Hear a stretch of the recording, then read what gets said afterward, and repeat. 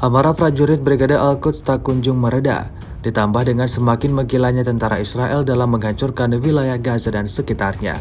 Terbukti dalam sebuah rekaman yang ramai beredar di media sosial Telegram pada Kamis 7 Maret 2024. Dalam rekaman yang dipublikasikan langsung oleh Seraya Al-Quds tersebut, memperlihatkan detik-detik prajurit pembela Palestina menargetkan serangannya pada bulldozer milik Israel yang sedang beroperasi. Bulldozer milik tentara IDF itu tampak bergerak maju menghancurkan jalan-jalan dan gedung yang ada di alun-alun Al-Katiba.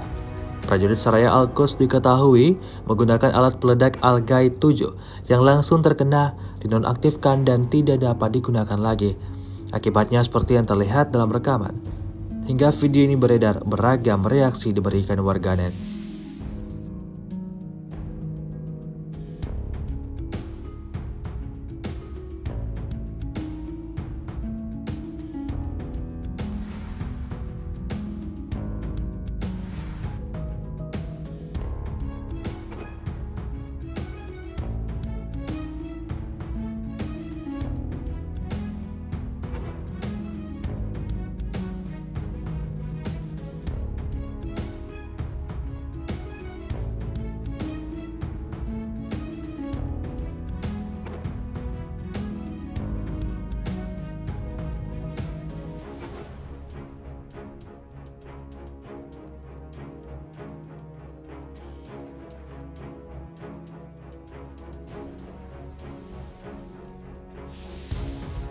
X sekarang menghadirkan lokal menjadi Indonesia.